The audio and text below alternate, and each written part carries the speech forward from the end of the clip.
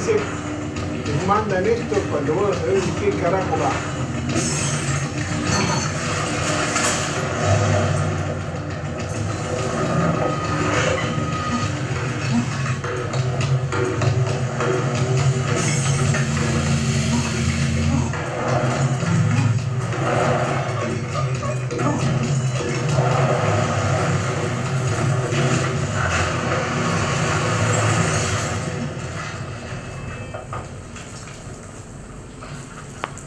Fíjense que poner sistemáticamente ángulos gran angulares escorzados que deforman las situaciones. Ese va a ser uno de los elementos que va a usar, la distorsión.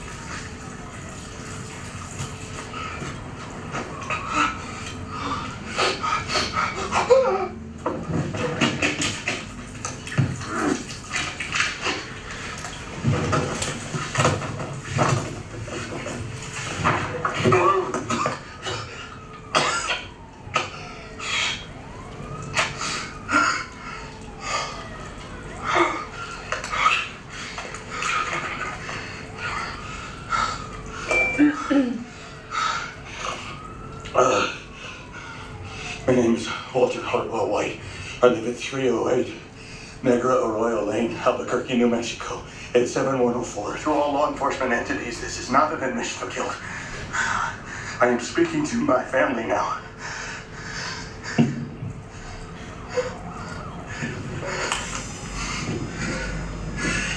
Skyler, you are the love of my life. I hope you know that. Walter Jr. My big man. There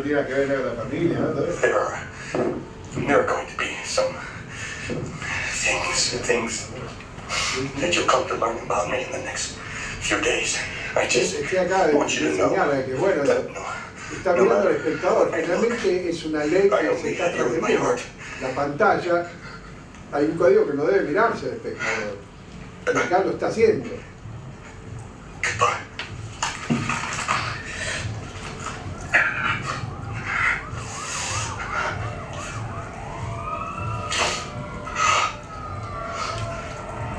Se despide de la familia, ¿no? Utiliza el artificio de que está hablando al celular, grabando, pero a su vez está mirando al espectador.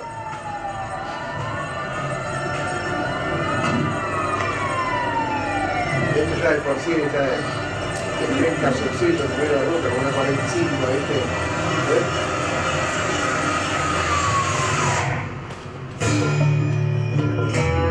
Obviamente presenta los cuadros como el símbolo químico, la tabla de Mendeleev, ¿no? Periódica. Acá hay algo muy interesante, que lo charlábamos con Rodolfo, que es, no podemos poner todo. No. Cuando vuelve la serie, no vamos a ver esto. Resulta que esto es un flash forward de algo que vamos a ver cuando termine la temporada. Vamos a ver qué fue lo que pasó y cómo se llegó a esa situación y cómo se va a resolver. Esto es lo que te vuelve loco, porque vos decís, presenta los títulos y vos esperás que aparezca algo, que aparezcan los patrulleros, que el otro se cague a tiro, lo tradicional.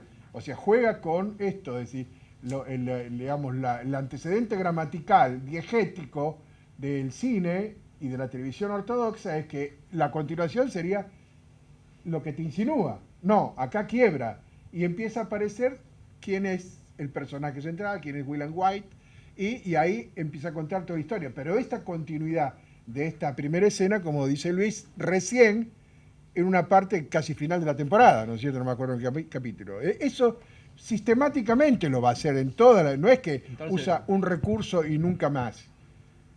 O sea que si podemos sistematizar varios recursos, ahí vamos agregando. Estructuralmente ese quizás sea el más importante, el flash forward y el flashback.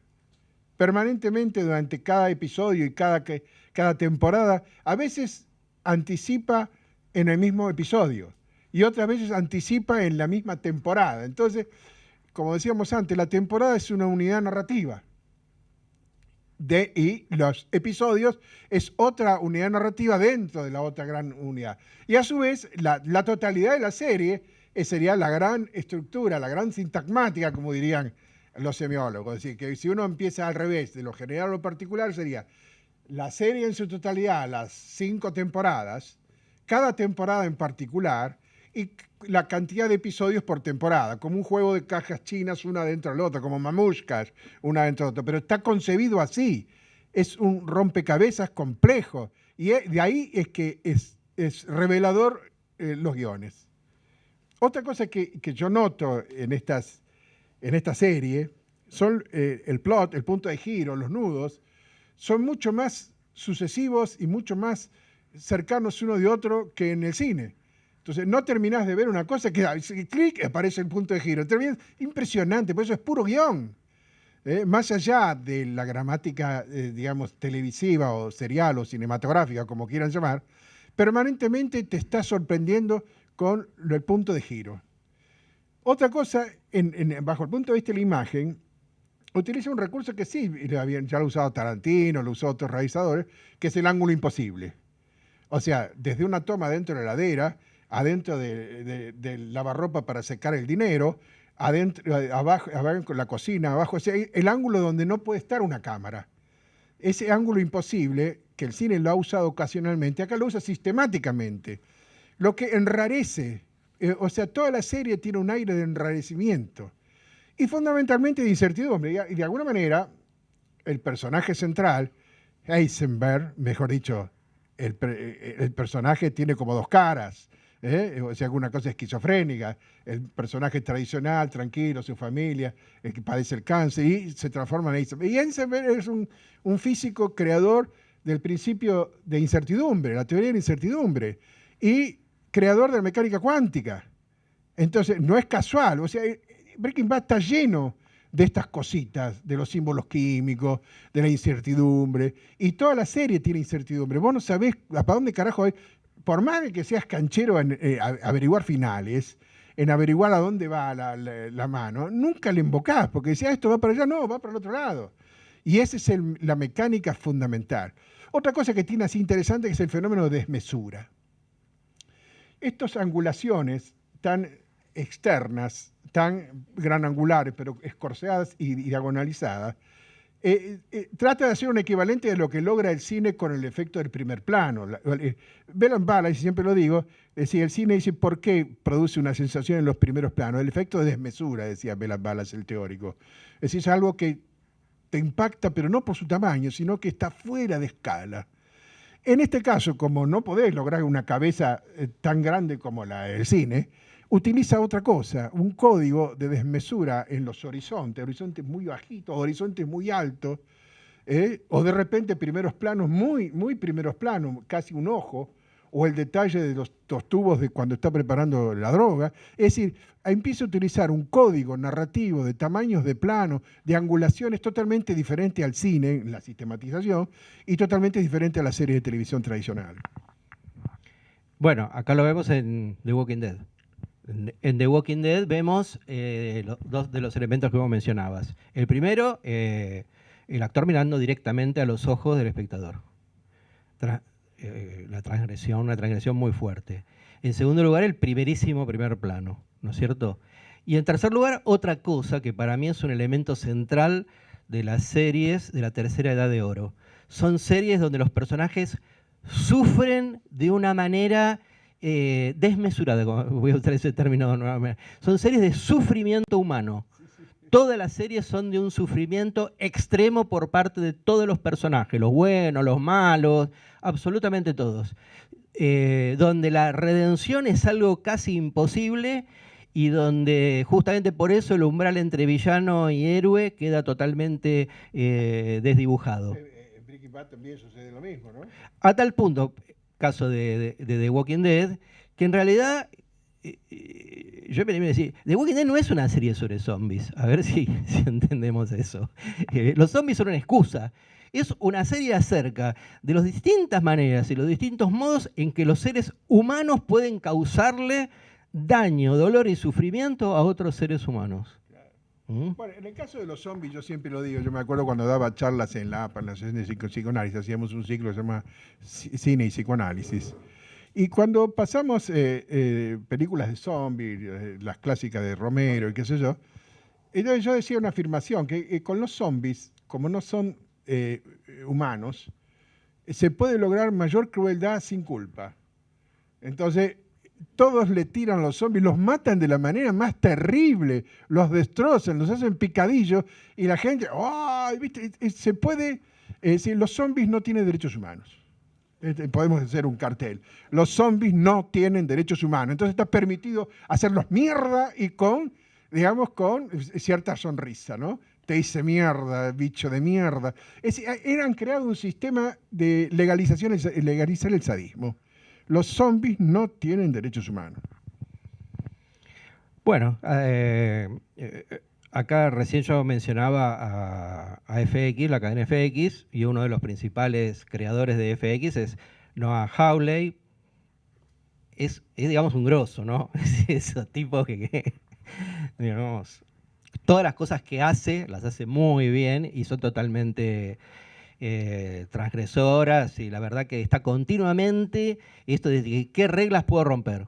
Está rompiendo reglas. Es como David Lynch, ¿no? En Twin Peaks, rompiendo todas las reglas que a uno se le puede ocurrir. Hace todo lo que se supone no se puede hacer o no hay que hacer. Entonces, para que veamos un poco esa vuelta de tuerca, y también para que veamos con qué pocas cosas se puede generar un efecto. Porque también hay otra cosa. Creo que en la tercera edad de oro hay un elemento que pocas veces se plantea, que es que la originalidad a veces es trabajar con pocas cosas. No es una cosa totalmente sofisticada. Miren, por ejemplo, esto. Esto es de la serie Fargo, de la primera temporada. Fargo, excelente. Un pedacito chiquitito.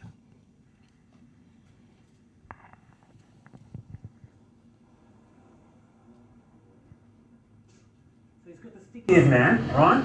Boarding down, and I grab the arrow, and Craigie's in the car having a giggle. Thinks I have things hilarious, which, it's my cousin out there, right? So I slipped the knife out of my boot. You know what for? How the knives is like fun. And lunch is over. I don't know how they eat that crap every day. Es la custodia del FBI. Speaking of, What? It's fresh. Do you know the conditions of a modern fast food restaurant? I'm not just talking about hygiene. Get bent. Hay un excelente plano secuencia. En realidad necesitas un steadicam, un buen cameraman y una buena idea. They did an experiment once. Scientists took 2 glasses of water. Then he starts cursing at one, calling it all kinds of names. Man, what's up? I swear to God. I swear to God. He yells at one glass and then whispers sweet nothings to the other glass. Just stop. Just stop. But listen, a week later. Can I help you, sir?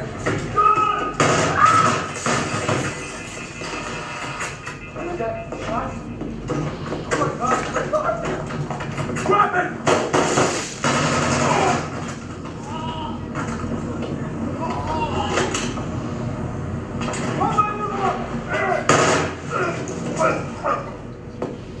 where's the top dog? The what? The boss. Third floor, private elevator. Oh no!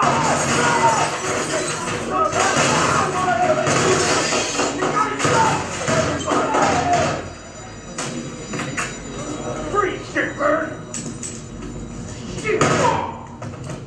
What's the code? For the elevator.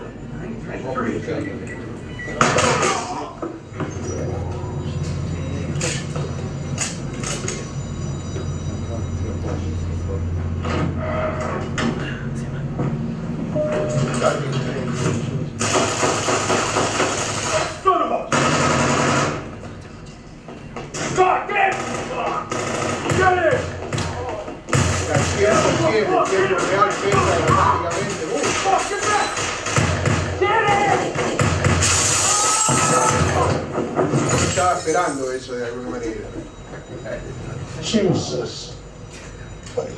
What was that? Call it in. Oh, okay. Call it in, man. Papa's in the way. Mientras la custodia, que ni se dio cuenta. Maybe we should get in the car and then back up a few feet and pull back in like we just arrived. Focus on that. You need to have fewer ideas. Shitballs. We're in so much.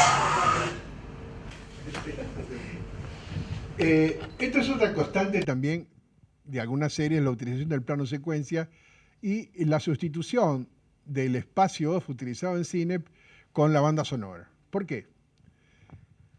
Yo siempre en todas las charlas digo que cuando Bela Ballas definió las cosas específicas cinematográficas decían que eran 2,5.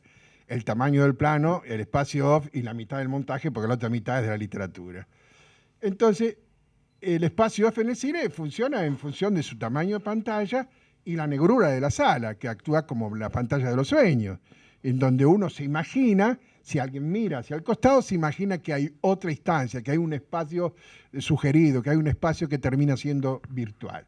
En la televisión es difícil sugerir el espacio solo con la imagen, porque los tamaños de televisor son limitados, a menos que tengas un televisor tan grande como la pared. Es decir, que ahí empezaría a actuar el principio del espacio cinematográfico. Aún en los televisores de 50 pulgadas, está dentro de un ámbito reconocible, tu living, tu dormitorio, donde carajo sea, y un ambiente generalmente semi-iluminado, gente que se mueve, hay una dispersión. Entonces es muy raro que el espacio off utilizado en el cine funcione en la televisión. Por eso la banda sonora. Es decir, el sonido de por sí es la cuarta banda, la cuarta dimensión. Entonces, en la televisión, las series televisivas estaban usando un énfasis de la banda sonora para potenciar el espacio 2 porque la imagen no te da. Y irrumpen el espacio interno de una manera ingeniosa, como en este caso. No lo irrumpen desde los costados, desde los bordes, sino desde el centro de la pantalla. Es decir, que es más parecido al espacio 2 de la computación. O sea, de la propia imagen, vos apretás el clic y te sale lo que está adentro de la propia imagen. O sea que es una influencia de la computación utilizar este tipo de espacios. Por eso la serie televisiva empiezan a incorporar y chupar y fagocitar y canibalizar recursos de otros lados. Hay otro elemento que caracteriza las series de la tercera edad de oro, que es lo que yo llamo son clases de filosofía. Los personajes filosofan. Algunas veces sobre la base de las ideas del guionista, y otras veces uno reconoce elementos de Nietzsche, de Foucault, de Heidegger, de distintos pensadores, de distintos filósofos. En alguna oportunidad tiene que ver con la serie, como Merlí, el profesor de filosofía. Claro. Pero en otros casos se empieza a reconocer. En la primera temporada de True Detective tenemos a Rustin Cole, por ejemplo, el famoso detective, que es un nietzscheano confeso y que bueno, nos da unas clases de filosofía muy interesantes y de nihilismo. A veces esas clases de filosofía se mezclan con la ciencia ficción, como en el caso de 11-22-63, la serie de Abrams, hecha con guión de Stephen King, ¿no? Ahí tenemos una famosa frase que está siempre en todas las... Hay cosas recurrentes también que tienen los creadores, ¿no? De Abrams, en todas las series de Abrams hay un personaje que diga, no deberías estar aquí, o esto se supone que no debería pasar. Esa clase siempre van a encontrar. Y después, por ejemplo, expresiones de cuestiones de actualidad, como pasó con La Casa de Papel, en la famosa frase de Nairobi empieza el matriarcado, ¿no? Es decir, mencionabas en la presentación el caso de House of Cards, el caso de House of Cards desde adentro y desde afuera, ¿no es cierto?, de la serie, porque desde adentro, en el sentido de que muestra una serie de situaciones sobre la corrupción política en las cuales la mayoría nos vemos, o sea, reconocemos esas situaciones, y desde afuera porque también es otro caso, digamos, en el cual el personaje principal el actor se vio envuelto en una serie de elementos, claro, justamente, ¿no? Ya que nombraste La Casa de Papel, ¿qué agrega La Casa de Papel o qué recicla? Lo primero No que, pegó mucho, ¿viste? No mira, pegó. lo primero que hay que decir de La Casa de Papel es que no es algo que ocurre, como lo suelen decir, ¿no? Un trueno en una noche clara, un relámpago en una noche clara. En España la industria de la serie de televisión hace años que está trabajando, que hay una gran inversión, ¿no es cierto? Gente que, aparte que trabaja el sector, digamos, más académico con el sector de la industria y con los guiones que trabajan muy... O sea, que acá no sucede. Y acá no suele suceder eso. Hay una política de Estado, digamos. Bueno, vos tenés, por ejemplo, una de las más importantes analistas de serie de televisión, Conchi Cascajosa, que está a cargo, ¿no? de TVE, de la producción de serie de televisión. Y es licenciada en Ciencia de la Comunicación, una doctora en Ciencia de la Comunicación. No tiene nada que ver. Sí, no, bueno. Pero digo, en ese sentido, en el otro sentido es que ellos han logrado conciliar dos cosas que creo que nosotros todavía no hemos logrado y por eso no terminamos de, entre otras cosas, ¿no? Ellos han logrado hacer una serie que uno reconoce que es española, pero sí, es una visión española del mundo y de cosas del mundo. No pretende españolizar a los que la ven. Sino que es un robo, es un clásico, digamos, el clásico robo del siglo. A mí me preguntaban, mira, la idea es la más fácil de todas, y es el clásico robo del siglo, que está muy bien muy bien armado, muy original, y además tiene una serie de condimentos que son españoles, pero el que no es español no tiene problema para entenderlos. En cambio acá, nosotros cuando hacemos esas cosas tenemos que saturarlo de argentinidad, entonces no lo entiende nadie. Digamos. Es como que... Pero bueno, yo creo que no, pero es una política de muchos años. Tenés aparte la peste, presunto... Sí. Total. Bueno, ahí, digamos, lo que hizo Netflix es tremendo, ¿no? Que también te marca los límites que tiene una televisión. Inicialmente, para que ustedes rápidamente, ¿no? La serie tenía 2 temporadas, ¿no es cierto? Y Netflix, esas 2 temporadas las convirtió en 3 temporadas. Porque a ellos les convenía más que en lugar de ser de 1 hora los capítulos, fueran de 45 minutos. Aclaro una cosa, no la censuró. Simplemente dijo, acá hay que hacer un corte y esto pasa al otro lado. Obviamente hay una discusión terrible con respecto a eso, ¿no? Porque justamente es lo que lleva a las críticas que hace Langford a Netflix. No, Netflix dice, bueno, es lo mismo. No es lo mismo. No es lo mismo. Porque sí, un director, un realizador, un guionista, compuso de una determinada manera el episodio, y viene el tipo, lo corta acá, se lo enchufa al otro episodio y listo, ¿no? Entonces hubo una gran discusión. Pero bueno, Netflix pasó acá con El Marginal, digamos, ¿no? La primera temporada. Se vio en Netflix, un impacto terrible, porque es así. En la segunda temporada siguió teniendo un impacto, pero ya no fue tan grande porque no pasó por Netflix. Pero digamos que, porque también hay una cosa, Netflix es el nuevo broadcasting para mí. Vieron que siempre se dice, ahora no es el broadcasting, ahora es el networking, pero Netflix se ha convertido en un nuevo broadcasting, en un nuevo ABC, NBC y CBS, ¿no? Para ir redondeando y para después participar con la gente, acá con ustedes, cuando uno ve en el cine, cuando uno enseña cine o le dice a la gente, mira, hay una antología o hay una serialidad de películas, ¿viste? Esos libros que tenés, las 500 o 1000 películas que tenés que ver antes de morir, lo cual es terrible, ¿viste? Esos libros, decimos, ¿qué? Ay, mamita querida. Es decir, me voy a morir sin ni a ver el 10%. Pero digamos, si uno dice, ¿viste el acorazado Potemkin? Sí, no. En la escuela yo me acuerdo, en la escuela Avellaneda, el ENER, en donde todo fui director y profesor, le pasaba el acorazado Potemkin y dice, no, ya la vi. Boludo, ¿cuándo la viste? Una vez. No, hay que estudiarla, ¿no? Entonces tenía que hacer estrategias complejas. Por ejemplo, en las clases le ponía título, 3 escaleras 3.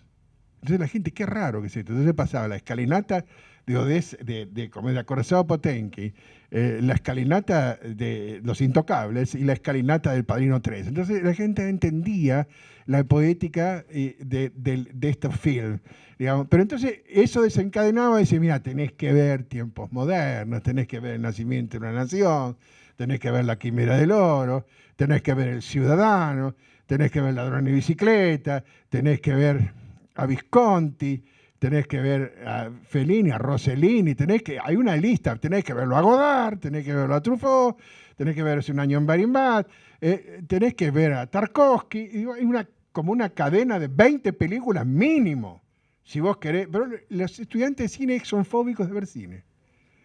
Generalmente son capaces de matar a alguien una cola en el Bafisi, pero no ir para atrás y ver una correlación de las películas que sí realmente tenés que ver. Entonces, generalmente ven cine coreano, cine iraní, y entonces las películas argentinas terminan siendo una mezcla extraña, es decir, de autor, para colmo, porque el 90% de las películas argentinas son todas de autor, es el país que más autores tienen, que es el guionista, el director y a veces el actor. Entonces una cosa muy potente que termina siendo una cagada, ¿viste? Porque cada zapatero a tu zapato. Entonces es muy raro lo que pasa con el cine argentino. Pero es el síndrome de 15.000 estudiantes de cine, estoy diciendo, ¿eh? Entonces, si uno quiere empezar a ver qué pasa con la televisión, no solo uno tendría que ver todos estos ejemplos de cine, sino también los ejemplos de la televisión clásica, las telenovelas más importantes, las unitarias más importantes y las series más importantes. Como estamos hablando de series, ¿cuál sería para vos, a grandes rasgos? Claro, a grandes rasgos, aunque a vos no te gusta hacer antologías, le vamos a obligar a Luis a que sea... No, y no te voy a contestar. No, porque es muy siempre pasa eso, ¿no? ¿Cuáles son las mejores series de la historia? ¿Cuáles son las más representativas? Yo siempre digo, bueno, primero decime de qué género. Después decime, digamos, de qué... Los académicos claro. son jodidos, ¿viste? Eso no es ser jodido. No, yo no uso leyes generales. Yo creo que lo principal que hay que hacer es ver, como decía recién Rodolfo. Cuanto más series ves, vos vas obteniendo todo ese tipo de material y vas comparando. Ese es mi método, digamos. Mirá la cara de los muchachos más jóvenes. Los muchachos más jóvenes que ya saben lo que tienen que ver. O sea, ¿no? Ya se puso la remera adecuada. Breaking Bad. Bueno, hacemos una y una. ¿sabes lo que pasa? Yo te voy a decir las que para mí están sobrevaluadas. Dale. The Handmaid's Tale, por ejemplo. Y me vengo de pelearme en 2 congresos con feministas por eso. Bien. Por ejemplo. No hay que mirarla. Lots seguro, hacemos una y uno. ¿Eh? Lots. Una buena y Los. Pero ¿quién se banca ahora 6 temporadas de 25 no importa, episodios? Que veas algo. Bueno, dale. Twin Peaks. Star Trek.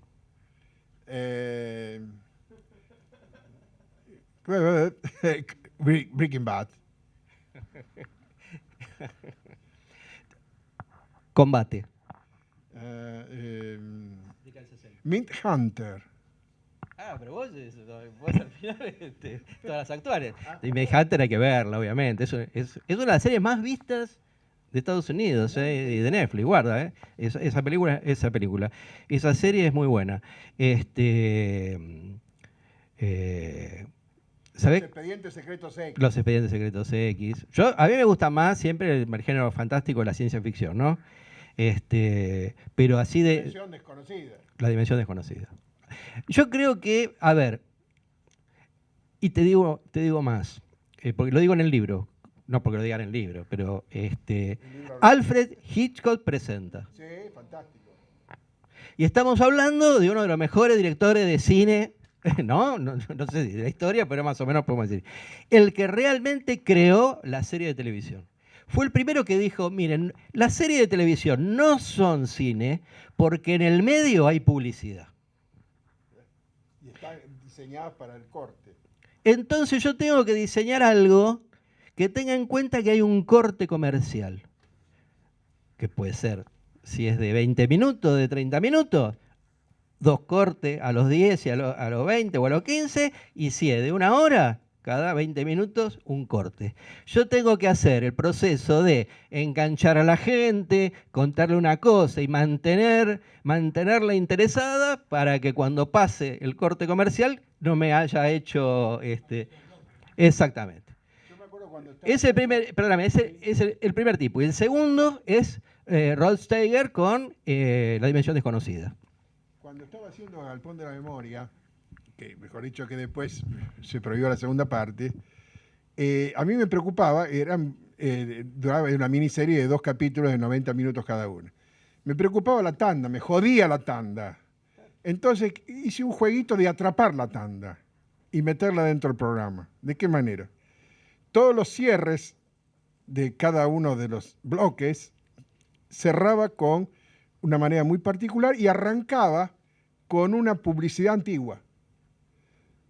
O sea que vos apenas venía la tanda, quedaba atrapada entre un final del capítulo 1 y el episodio, mejor el bloque 1, y entraba una tanda publicitaria antigua del bloque 2 que se conectaba con la publicidad actual. Entonces generaba un efecto, yo lo probé varias veces, de que la gente se consumía, no es que hacía zapping, no salteaba, no se iba a hacer un phishing, no, quedaba atrapada en la continuidad de la serie con este recurso. Por eso es cierto, el corte te mata, pero a su vez si no lo haces de esta manera. Pero ahora resulta que, ¿qué pasa con el streaming? No tiene corte.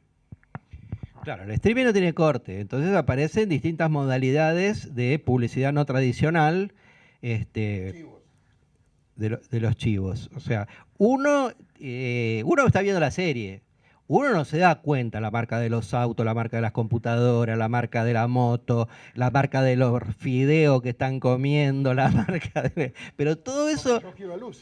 Claro, todo eso es publicidad que está inserta y que tiene... Cuanto menos reconocible sea por el espectador, más efecto tiene como... el inconsciente, claro. Es tu personaje el que está comiendo determinada cosa o no, y vos a nivel inconsciente lo vas... ¿Con esto qué quiero decir? No es la PNT del principio, la de Sofovich, que él mostraba, bueno, acá está, te muestro el coso dentro del programa, ¿no? Claro, qué sé yo, por ejemplo... en Breaking Bad, la motocicleta del personaje de Daryl, para los que han visto Breaking Bad. Bueno, eso es la empresa, es uno de los principales tipos que financian la serie, ¿no es cierto? E incluso ese personaje ahora va a tener un docudrama, al margen de Breaking Bad, para vender la serie. Porque, digamos, hay todo hoy no podemos hablar de todo lo que es, cómo se ha desarrollado la parte del género documental. ¿Cómo llegamos del documental clásico que se veía en el History Channel a supervivencia al desnudo? Pero ese es otro tema. Pero también hay todo eso está vinculado con consumo. Lo que pasa es que David Lynch se caga en los géneros. Pero yo no sé si él fue consciente en un armado de mezclar los géneros, sino que se mandó un tipo que aparte es un cinéfilo de la puta madre, un tipo que tiene incorporado todo el cine en su cabeza. Entonces se mandó, digamos, mezclando así directamente. 2 o 3 cosas te cuento. Primero, una ley de fomento a la televisión, dado que un equivalente a lo que es la ley de cine. Nosotros, DOAT, conjuntamente con la multisectorial, que son 16 organizaciones, sindicatos, hemos presentado en el Senado de la Nación un proyecto de ley de televisión y nuevas tecnologías. O sea, con un financiamiento genuino, como tiene el INCA a través de la ley de cine, pero para la televisión. Eso sería fundamental, primero. Segundo, capacitación en hacer televisión. Porque no es lo mismo cine que televisión. Y mucha gente, cuando hicimos la TDA, yo era asesor de capacitación de la TDA, entonces muchas cosas de la TDA fracasaron, porque gente de cine que hacía televisión no tenía una puta idea. Desde los tamaños de plano hasta el ritmo, de lo que sea. Entonces, no hay poca gente preparada masivamente para hacer televisión. Obviamente nuestros socios de ADUAT son expertos en televisión, pero se necesita mucho más. Es decir, no hay escuela de televisión, sí, muy poca. Está Villa María, está, digamos, ¿cómo se llama? Siempre lo niego porque no me gusta Eliezer. Eliezer. Con perdón de que hay algunos miembros de DOAT que enseñan ahí, es una cagada Eliezer, ¿viste? Es algo así que mezcla radiooperador con productor de televisión y director de televisión. No sé qué carajo salís de ahí. Es un espanto, es un espanto. Últimamente las escuelas de cine, que son fóbicas a la televisión, incorporaron materias de televisión, pero salvo la escuela de Villa María y alguna de Lord, no hay televisión sistematizada, no hay formación de televisión organizada. Entonces es otro elemento, o sea, la ley, la guita, formación y fundamentalmente que los canales, una estructura que haya de estímulo a que los canales pasen películas. Por eso la ley estipula que tiene que haber una cuota de pantalla para los productos televisivos. Si no están esos condimentos es muy difícil como para intentar competir. Talento hay, pero no hay el sostén económico, no hay una política de Estado con respecto a televisión. Entonces es muy difícil. Es decir, en otros países hay subsidios directos e indirectos y aparte está el negocio televisivo. Acá las telenovelas fueron boom y se exportaron y hoy en día nadie pone demasiado guita en las telenovelas. Las series en este momento, muy pocos productores están metiendo guita en las series. Y muy pocos directores nuestros están empezando a cancherear en cómo hacer el metalenguaje de la serie. El caso, por ejemplo, que fue Brasil, que obligó a Netflix a una cantidad de cuota de pantalla para cubrirla con producción local. Claro. Que eso me parece que fue bueno que nosotros lo hicimos. Pero eso está en el proyecto de nuestro ley.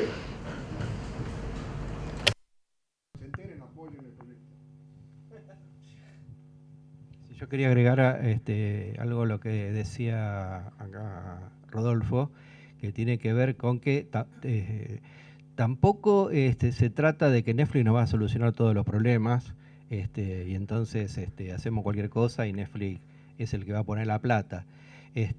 Para que Netflix ponga la plata, que de hecho la pone en algunos casos, hay que presentar buenos pilotos, hay que presentar buenas.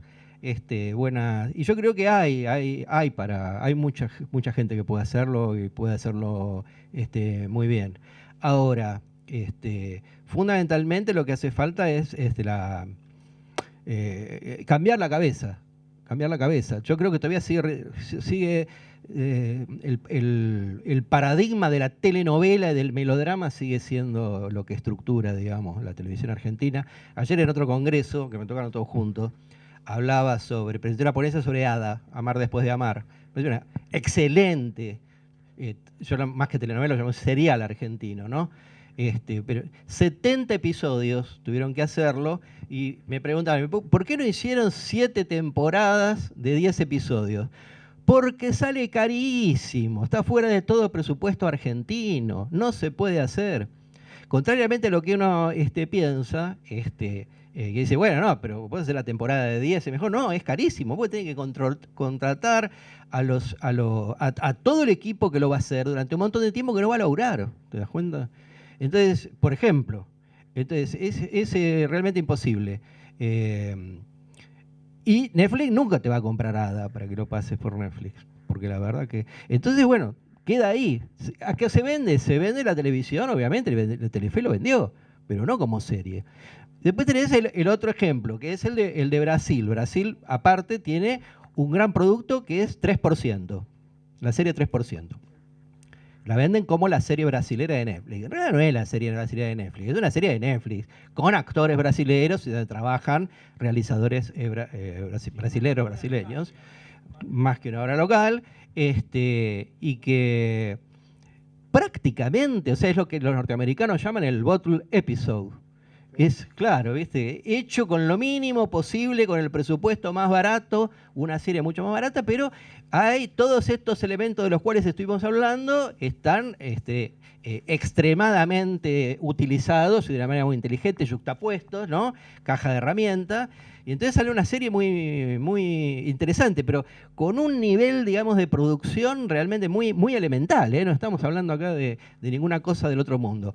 ¿Qué es lo que tiene que generar una buena serie, aparte de la plata? Tiene que lograr algo. Yo la otra vez hablaba con gente y me decía, décima temporada de Walking Dead, ¿no? La ve cada vez menos gente, qué sé yo. Digo, ¿Vos te diste cuenta cuando decís 10ª temporada que son 10 años de tu vida? Nosotros vimos al principio La Ley y el Orden, 20 temporadas, 20 años de tu vida mirando una serie. La clave es cómo lográs que haya una cantidad de gente que durante 20 años de su vida mire esa serie. Totalmente. Quizás, o sea, yo quisiera hacer una pregunta, ¿no? En función, últimamente, unos años ya, creció la figura del showrunner, ¿no? Que es como, bueno, es el creador, ¿no? El Vince Gilligan o el, ¿no? Que se emparenta, en mi opinión, con el autor de los 60, ¿no? En la televisión argentina, Abel Santa Cruz, ¿no? Que está bien, hacían culebrones, Abel Santa Cruz, Alberto Migré, etcétera.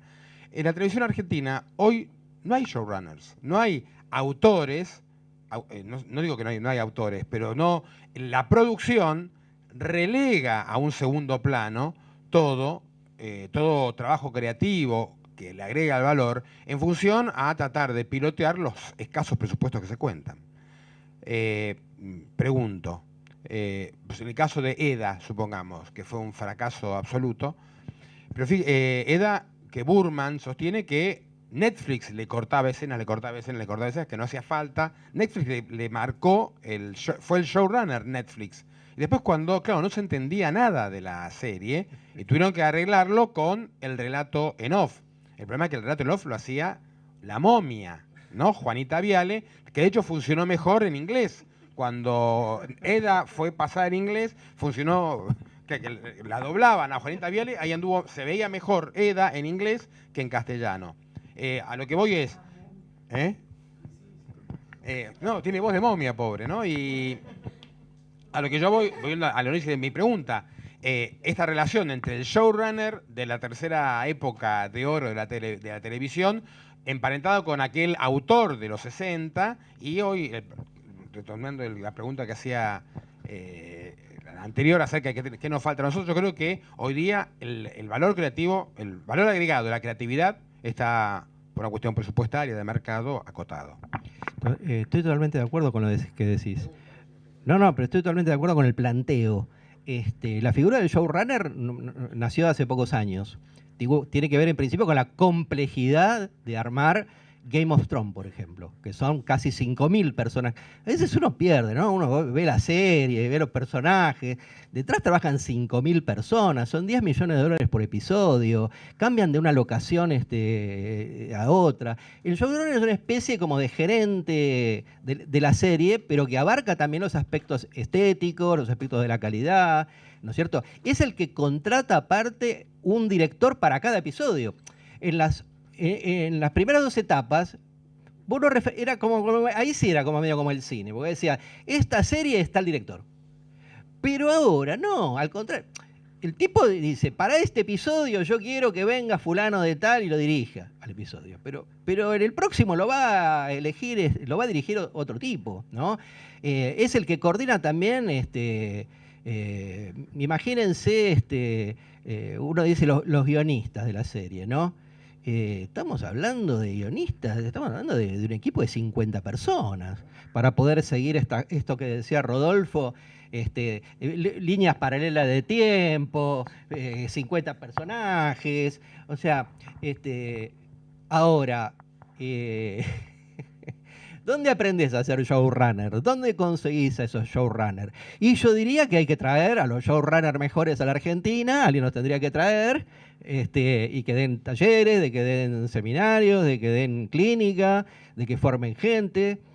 El showrunner, los hermanos Coen o David Fincher en Mindhunter, lo fantástico es que desde el guión hasta el corte final se respira el ambiente de los Coen en Fargo y se respira el clima de David Fincher en Mindhunter, por ejemplo. Esa escala de producción nosotros no la tenemos. No hace falta un showrunner en Argentina. En todo caso, contradiciéndome, uno podría decir Sebastián Ortega es un showrunner. El caso de Netflix con, ¿cómo era la de Burman? EDA. Netflix creo yo que funciona ahí como un productor que tiene el Final Cut. Pero en la medida que nosotros no tengamos una serie con ese calibre de producción como Game of Thrones, sí, no es necesario el showrunner. Sí, el autor, como Caetano, por ejemplo, esa marca de autor que sigue existiendo. Nos pasa eso, tenemos una escala muy pequeña. En el caso de Burbank fue producida directamente por... Igual para meter polémica te voy a contradecir. Yo pienso que se necesita showrunner. O sea, nosotros tenemos que ir para arriba.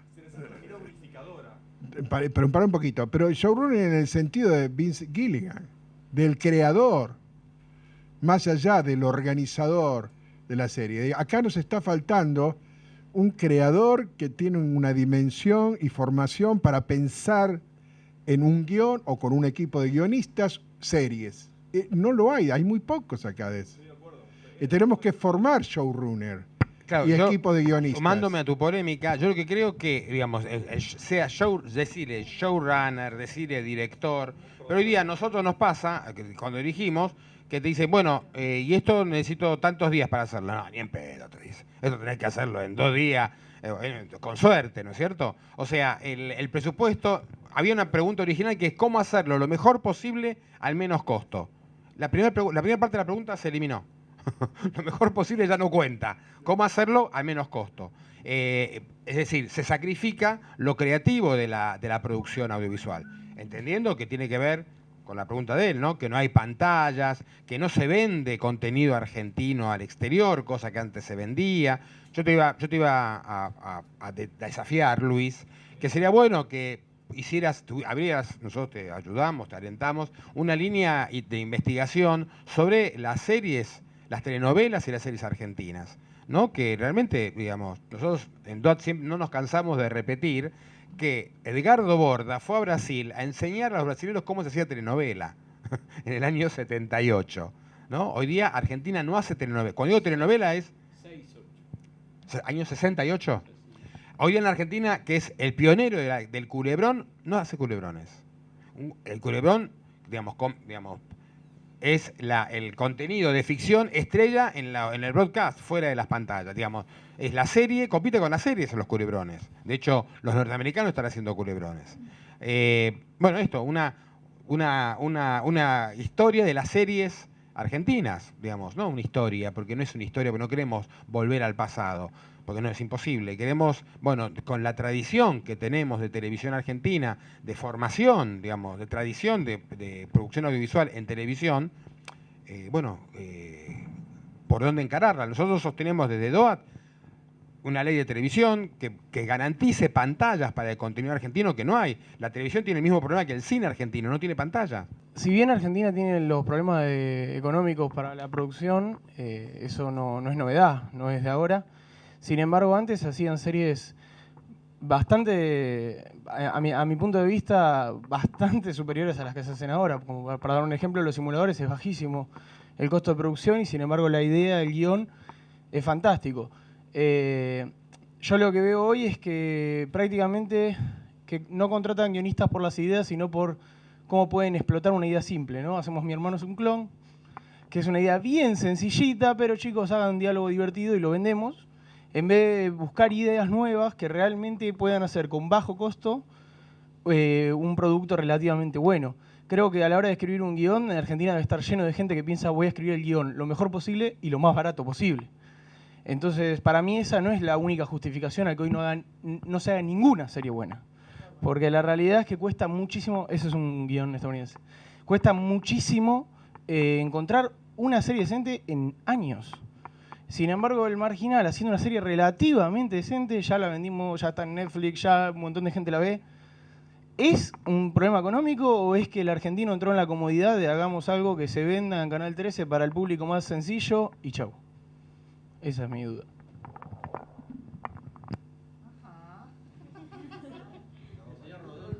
Mirá, en realidad volvemos al mismo cosa. Si no hay guita, como dicen los cubanos, échale aceite, chico. Si no hay guita que motorice a que haya un equipo de guionistas o lo que sea para empezar y arrancar. Por ejemplo, en El Marginal hubo guita del Estado, del Inca. Vamos a hablar claro. Si no hay guita de algún lado para arrancar, Es muy difícil de que la gente haga patria y dice, bueno, me pongo a trabajar 3, 4, 5 meses en hacer un guión con un destino incierto.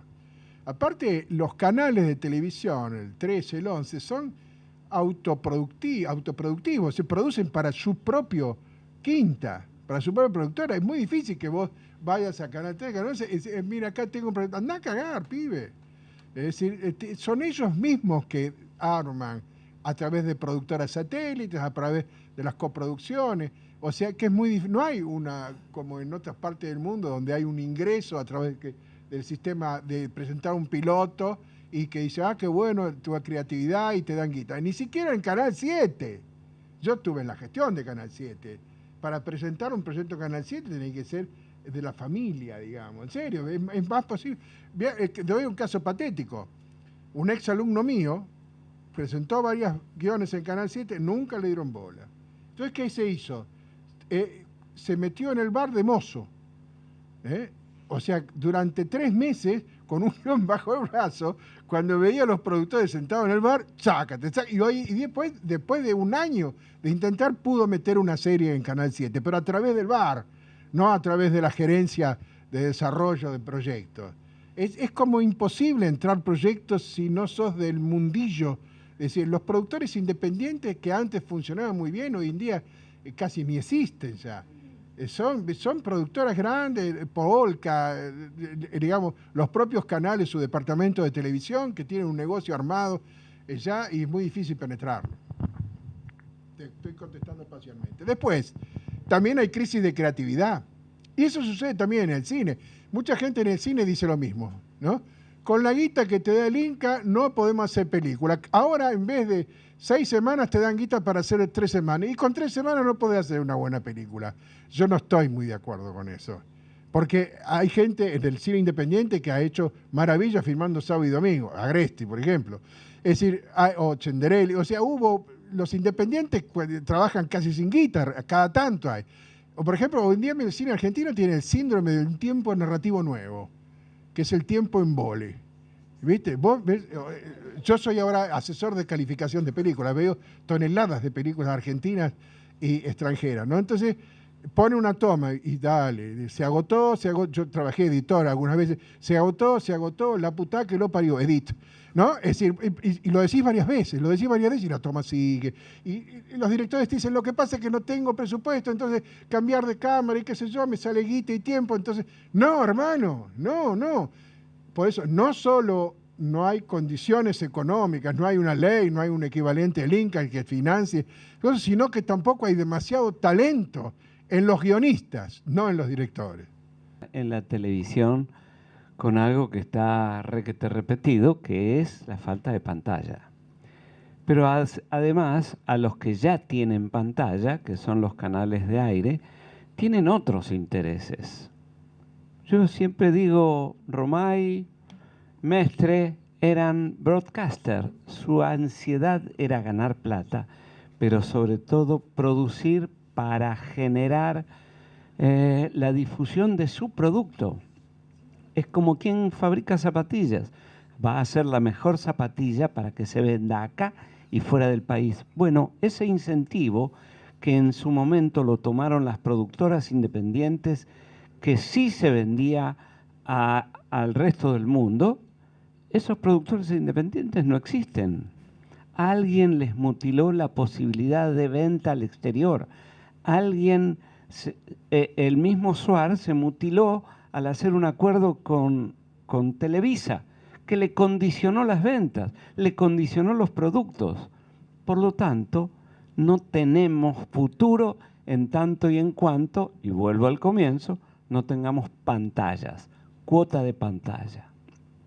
Y lamentablemente hoy necesitamos una ley de televisión que genere fondos para que a través de un instituto de la televisión vuelva a la vida, no solamente a la televisión, sino a la versión nueva de la televisión, que son las series, y también a la televisión de aire. Lamentablemente, no es que no hay autores ni que no hay directores, lo que no hay son productores y gente que quiera arriesgar para salir adelante con algo que es nuestra cultura, nuestro ser. O sea, yo soy director, toda mi vida dirigí y produje también, no solamente en Argentina, sino fuera.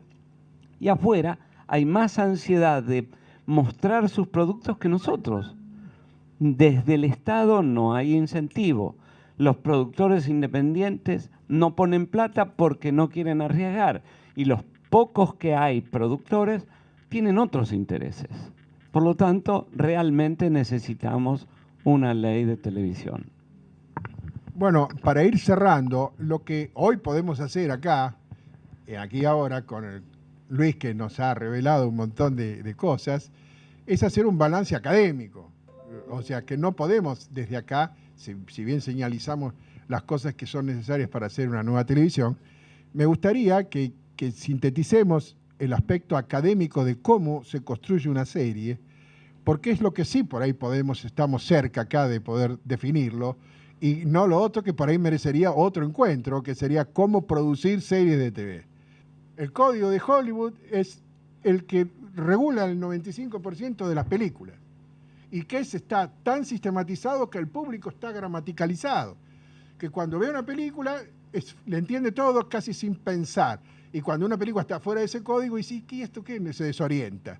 En el caso de la televisión hizo una mezcla rara entre el cine, el teatro, la radio, y la serie es otra nueva mezcla. Entonces, pero como dice Ropi, es verdad, si no entendés bien el código estandarizado audiovisual, jamás vas a entender cómo se pueda transgredir.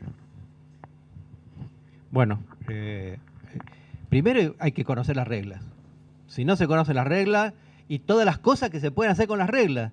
Miren, el ajedrez es un juego que tiene reglas y tiene una cantidad limitada de piezas.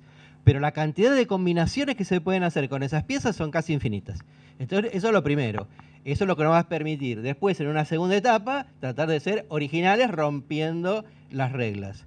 En segundo lugar, pensar que creo que hay que romper la idea de que la televisión es radio con imágenes.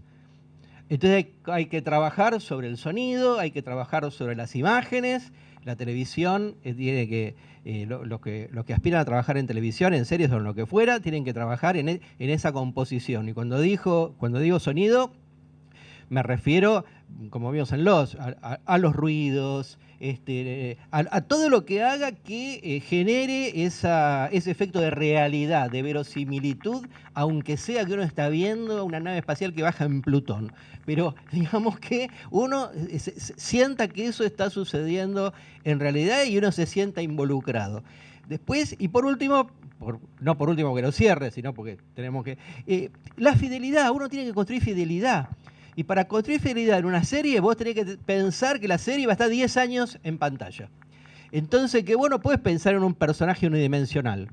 Vos vas a tener que pensar en personajes que van a pasar por un montón de vicisitudes, vas a tener que hacer un arco diegético enorme, vas a tener que generar una serie de elementos que hagan que uno pueda jugar con ir para adelante, ir para atrás, ir para el costado. No importa el género ahí. Y en ese sentido creo que, bueno, y finalmente yo ahí estoy más para el lado de que, o sea, entiendo lo que vos decís, pero no estaría mal, digamos, que uno empiece a pensar también en lo del showrunner, ¿no? En lo de los showrunners. Ahí está, yo aprendí mucho cuando vino Charles McDougall, no sé si alguno estuvo, que lo trajeron para hacer una cosa malograda, era una buena idea, lo del mentor, salió un desastre después, no por McDougall, ¿no? Y él dio una clase, que era una clase magistral, y ahí tienen, por ejemplo, 3 reglas que me parece que son muy importantes con respecto a cómo manejar la transgresión en la televisión y cómo él, como director, ¿no es cierto?, de series de televisión, aprendió a burlarse de las grandes empresas televisivas. Los códigos de la televisión son diferentes, no es lo mismo lo que se puede ver en el cine que lo que se puede ver en la televisión. La televisión tiene también sus propios códigos éticos, sus propias censuras, cosas que no se pueden mostrar, cosas que no se pueden decir, cosas que no se pueden ver. Y en ese sentido, el último elemento que me parece que hay que destacar es que nosotros prácticamente lo único que tenemos es la televisión abierta, no tenemos otra cosa. Nosotros no tenemos una Amazon, nosotros no tenemos un... Así que quizás, ¿por qué no hablar con Netflix? ¿Por qué no hablar con HBO? ¿Por qué no hacer propuestas? ¿Por qué no intercambiarlas, no?